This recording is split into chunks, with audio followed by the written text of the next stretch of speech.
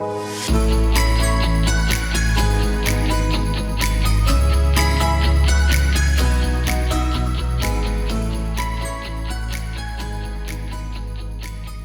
to another episode of the Silk Stocking Sisters. I'm your host, Dr. Teresa Canada. And again, we have another wonderful special guest. As I said before, all my guests are special. And we have another special guest today, and it's Miss Kim Michelle Janey. She is the president and CEO of Impact Economic Mobility Pathways in Boston, Massachusetts. She has been at the center of Boston, Massachusetts history, the good and not so good. At the age of 11, Miss Janey was part of the desegregation efforts of the Boston public schools during the 1970s. 45 years later, believe it or not, she made history when she was sworn in as Boston's first woman and first Black mayor.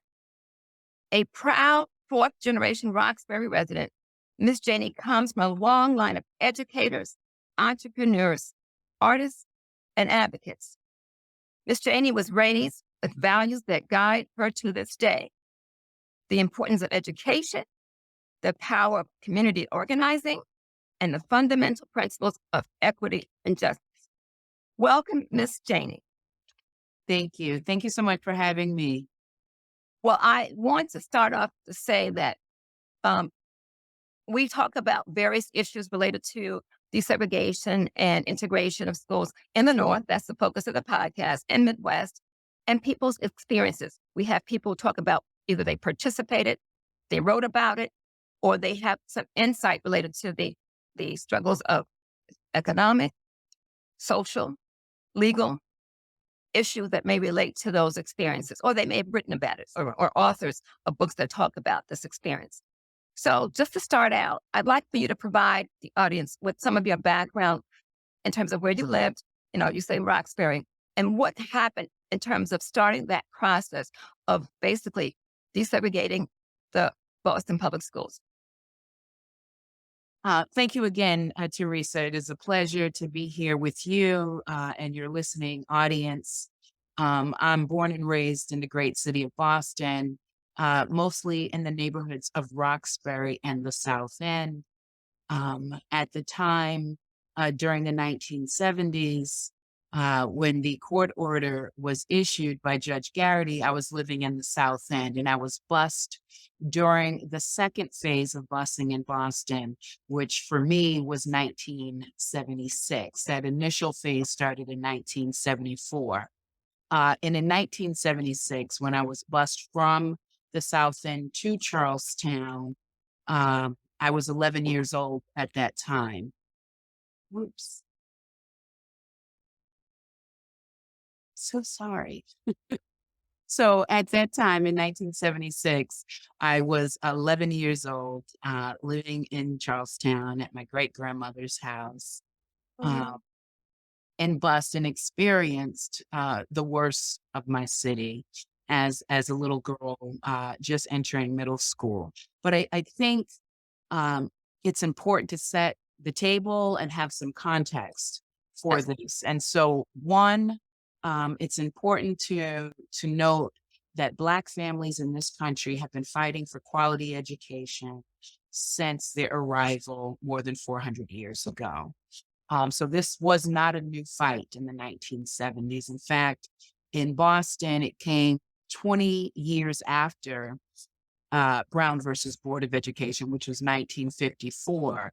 And many people are familiar with Brown versus Board. They're familiar, as you note, with what happened in the South and the desegregation efforts in the South. People can talk about Bridges, they can talk about Little Rock, they can talk about Ole Miss. Right. But the struggle and the fight in northern cities, less unknown. Boston's history is hundreds of years old. And so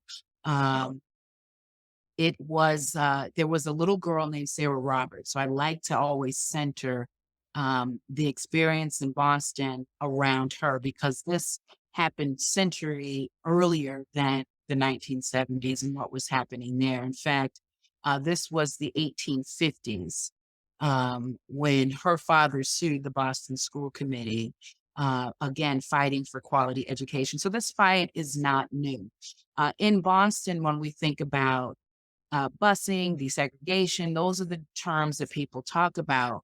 And I like to center the Black women who were at the forefront of this fight. So, not to talk about the court order or to talk about yellow buses, to Right. talk about the people who were organizing on the ground, Black mothers, Black Right. mothers, Black aunties, Yes. who they're standing in the gap, fighting and advocating first and foremost for better opportunities for their children, going over and over and over again to their child's school, going to the Boston School Committee, always hitting a brick wall. And so, just important to make sure we are centering the organizing work that Black women did.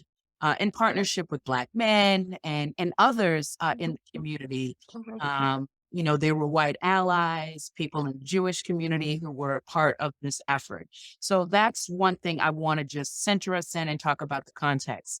The other thing is that um, there were several things happening in Boston. So one result was going to the NAACP, filing that lawsuit that ended with the Judge Garrity court order. But there were other families who went a different route. Many of my ancestors, people in my family, went a different route. They determined they would start their own school. So there in the Mhm. 1960s, Mhm. there was a Black independent school movement in the city of Boston. And so my very first experience leaving my parents' house and going into a school was one of these schools. So for kindergarten and for first grade, I attended the New School for Children, which was a Black independent school founded by Black parents, Black activists, and supported with philanthropy from the Jewish community. Let me pause you. Was this within your neighborhood, or do you have to go to another neighborhood in which to No, attend? this was within my neighborhood, and I'm glad you brought that up around other neighborhoods. So we know what the court order did in terms of busing kids to other neighborhoods. Also during this time, in fact, in 1966, again, parents looking for better opportunities, activists looking for better opportunities for their kids who were being denied such through the public system. There were clear differences around which schools got new books, which schools had old books, which schools had the resources or teachers who were more experienced versus teachers who were less experienced. So also during this time, 1966, Metco was founded. Okay. Can you And tell me that? and Metco is, because it still exists to this day, it is a voluntary busing program that takes children of color, and certainly in the 60s, 70s, and even 80s, they were primarily Black children. Now it is much more diverse in terms of kids of color who are coming from Boston, the inner city, and going to suburban school districts for a better education. And the difference here is it's a voluntary busing program that parents are choosing as well as that receiving town. So that town, those suburban towns surrounding Boston wanted this program. They wanted to, we can't even call it integration. It's not what I would call integration, but it was, it is bringing more diversity to the schools that wouldn't be there because primarily in these suburban communities, they were largely white and largely affluent. And I was blessed to experience that on the back end. So at the beginning of my school experience was New School for Children, the private independent school. Right. Right. Right. By second grade, I enter into the public schools in Boston. And They wanted to hold me back a grade, why? but because I went to this Oh, Black it wasn't the community it school. wasn't the kind of school they expected you to come from. Exactly. But there was an important lesson for me in watching my parents advocate for me. So as I was entering into the public school system, my parents wouldn't have it. This hold her back a grade. So they fought for me to be placed in my correct grade. And that was an important lesson for me on the power of parent voice, on the power of advocacy and speaking up. And so I entered into the school system for second grade. By sixth grade, I'm bust because of that court order, facing rocks and racial slurs, angry mobs of people, police escorts to take us to and from school and to get us safely in the building. And then by eighth grade, I am in the voluntary busing program that is METCO. So I've had a wide, varied experience when it comes to education in Boston. See, that's the key. The key piece is what parents, one of the things, I do research on parenting, especially early childhood. And I've always said that parents want the best for their children. Absolutely. I could not agree more. Okay. Parents want the best for their kids, whether they are choosing the public system, which I am a huge fan of, whether they decide to go a charter school route, whether they are going to Catholic school or parochial school or some other kind of private school, whether they determine they want to homeschool. Right. Like those are the choices and options that parents have, and they have every right to make the decision that they think is best for their child. It is up to our city government in particular.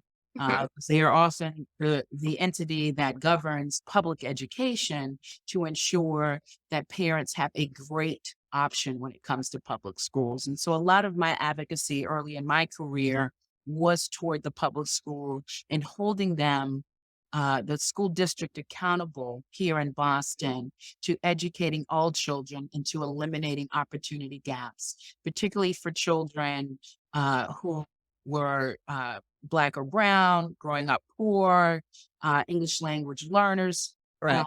immigrant children, students who were enrolled in special education programs, making sure that they had a strong voice in advocacy for programs that work for them and holding the school district accountable for educating all of our kids. Well, that's interesting because we hear so often about certain parents don't have interest in their children's education. And I know for a fact from my own experience, when I talk about issues in my book, the parent aspect, the parents' willingness to put us out there front and center, not knowing where we're going to come in contact with, to take a risk to go out and say, this is going to be a better situation for our education. They're willing to support that, not Yeah, know what we would confront when we arrived at these schools, but the fact that exactly. they were saying, okay, because I mean, I didn't, when I was 8 years old, I think when I started this process of the desegregation of schools, um, I didn't know anything about what was going on. I'm just going to new school. And I Right. think part of it, people don't understand parent involvement. I talk about issues of parent involvement, the peers that I have in school, okay, the peers that I have in the school that I met, who some of them came from my previous school that I attended. So that was helpful. But there were other people that were new. And some people didn't stay and some people weren't successful in completing the process. So they left the school. They didn't stay for the entire process. So I think about how um, it all comes down to the parents want the best for their children. Even when I worked, I was a substitute teacher for years when I worked in my doctoral grade. And I sat in a school district, a school that had a large Spanish speaking population. And it was interesting how parents did not have the language ability to relate as well. But when they see that another person like myself, who was a sub, who was involved, engaged with their children, they wanted me to stay in the classroom as long forever. It's like, no, we don't leave, stay here. And they advocated to the principal to let me stay in that school. They didn't want me to leave. So I saw firsthand how parents, even though they didn't have English wasn't the first language, they still wanted the best for their children. And they can determine when they see a situation, they may not know the procedures that we have to go through, but they still find a way to say, I want the best for my child. So you saw that as well, and you still see that now, correct? Absolutely, absolutely. And I reject that parents don't care about their education or somehow not involved, and would challenge schools as well as school districts to examine how they define parent involvement. It is not always coming up to a school to participate in a PTA meeting. Parent involvement, parent engagement is so much broader than that.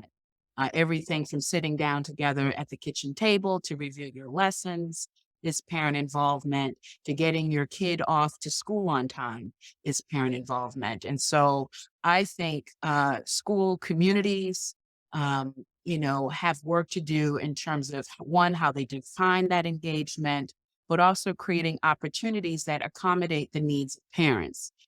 Having meetings at schools at times that are not convenient for working parents is a challenge. To do so with families who have language needs and not provide interpretation is a challenge. To have meetings and not have childcare for other children that parents are showing up with, or food when you're having a meeting at dinner time, is a challenge and a barrier for strong parent engagement at the school. And so, if the goal is to engage more folks in the school, there's a lot more work that has to be done to remove barriers, number one. And then two, it's the attitudes of folks. So rather than thinking of parents as problems to be solved, important to view parents as partners, full partners in the education of children in schools, with a school principal, with teachers, and with parents working together in partnership for the children in that school. And in older grades, I would put students in the mix. They have agency and should have a voice in their schools, and even in younger grades. It's just all has to be age appropriate on how you engage um, children in governance of their school and what they want to see in their school. I think those are really important lessons that set us up better for civic engagement later. But this notion that it is the teacher or the school leader or administrator who is the professional and everyone should just sit back and listen to them without recognizing the power of parent voice and really trying to not only encourage it, but optimize it in a way that you leverage that for school quality and improved academics at that school. Do you think that there's a perception that certain parents don't know what to do or how to connect with the schools? You have that sense that there's a perception that others, maybe administrators and so forth and so on, have a sense, oh, well, these parents don't really know what's going on, and we have to do this for them. Yeah, I mean, I think that certainly exists. I know there are other schools that are working hard to tear down those barriers and to view parents as partners, but there are also schools where parents are viewed as problems. One thing that I think is really important as you are starting these relationships, it's important to start with a firm foundation.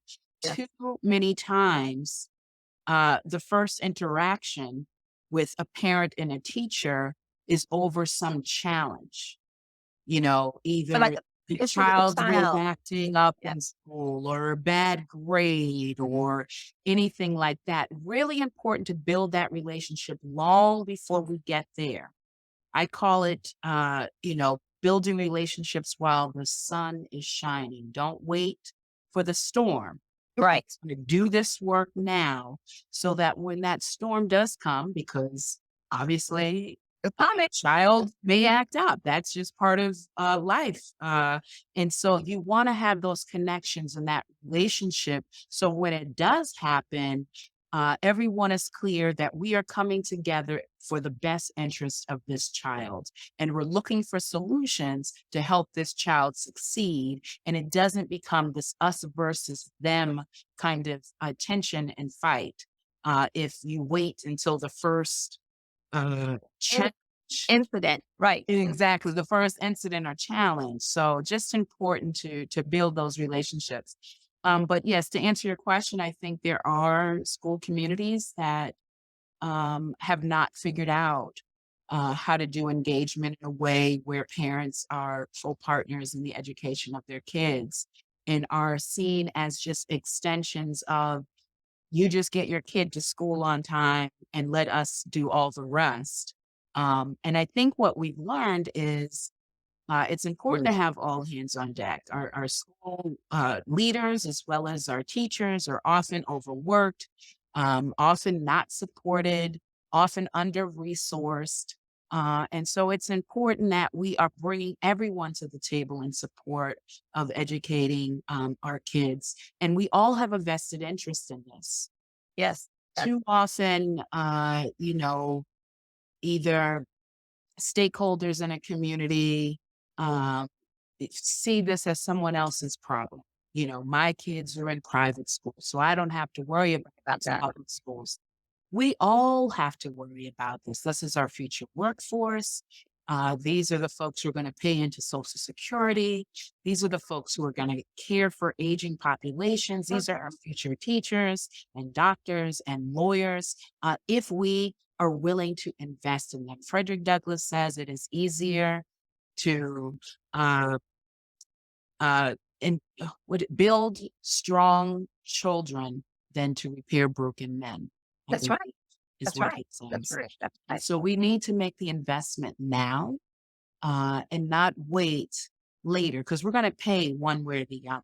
We Yeah, we got pay to. now and invest in our schools, or we will pay later and not have the workforce that we need, not have productive members of our society. We will have all kinds of societal ills if we are not investing. Uh, uh, you know, Nelson Mandela has a quote that I love as well, which he says that there's no keener revelation to a society's soul than the treatment of its children. And so we need to invest in our schools and our school communities and our children, new and different ways. And sadly, our education system is very antiquated in its approach from Yeah, the hours of the school day to the months of the year, that was all designed around an agricultural society. design. We've been past so many different industries since agriculture, from manufacturing to now this kind of tech. And so we need to AI is here. AI is exactly, and we just haven't caught up. yeah. Uh, and so just important that we are doing more to invest in our children. Well, since we're speaking about the things that take place in classrooms, can you give the audience a sense of whether or not your education experience through the busing and so forth and so on, whether it made a difference in your personal and or professional life? Do you think it made a difference? Oh, absolutely. I think for all of us, our educational experiences are going to inform future decisions and lead to or not lead to future opportunities. So, depending on what we had as young children, this is why it's so important to invest. And so, for me, I think I am very blessed that I had that firm foundation of a community school for kindergarten and first grade, where I not only learned the importance around reading, writing, and arithmetic, and strong academics. We were again late '60s, early '70s. We were very much encouraged to understand who we were as Black children and our contributions to the world. And this is in the context of a world that is telling us we don't matter. Right. So in this school, we're getting a different message. Not Think only that, do do you we think that matter. do you think that was significant? Oh, That's absolutely. I don't know how I would have survived being bused if I hadn't had that firm foundation. I don't know how, even with the voluntary busing program of Matco, I started out my freshman year of high school with maybe a dozen other Matco kids who looked like me in my class. By the time I graduated, I was the only Black girl to graduate. I survived where others didn't. Again, I believe because of that firm foundation that I had at New School for Children. that was important because I talk a lot about the foundation. There's seven of us in the book who went through that experience. And one of the things I said, if many of them had, there were certain criteria that was set for us to be chosen. That's the thing about it. It wasn't like traditional busing situation.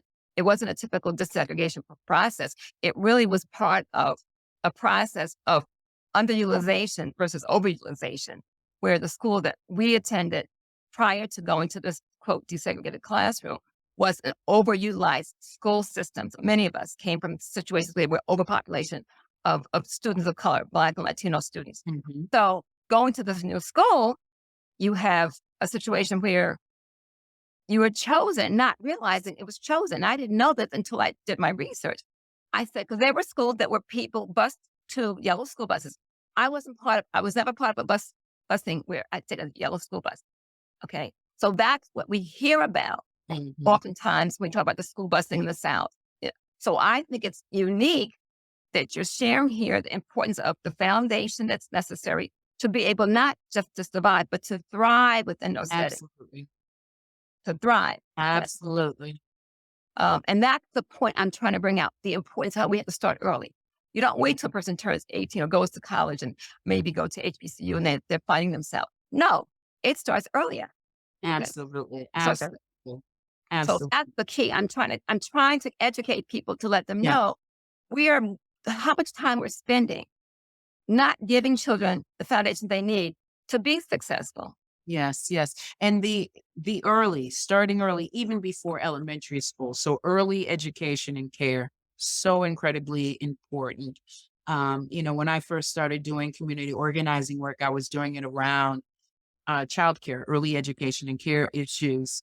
And we know that there is so much power if we invest again in this space and helping to close opportunity and achievement gaps when kids are in our public school systems.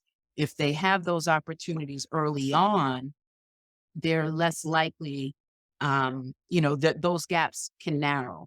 But if they don't, those gaps widen. And so that is an important investment. And again, the foundations for how we have been thinking about this have been, I think, misplaced, thinking of it as babysitting and childcare, when in fact, play and childhood development, uh, play is so important to childhood development, and play is how we learn at that stage in our lives. And so, to think that you're going to sit 2-year-olds in little desks all rolled up in a row and have them face a chalkboard is just bizarre.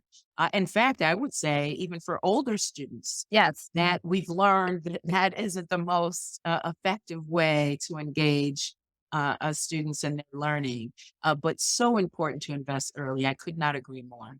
Okay. Okay. So there's a lot. Well, now when I want to just kind of I'm not going to keep you too long, but I want you to discuss with us what do you see moving forward?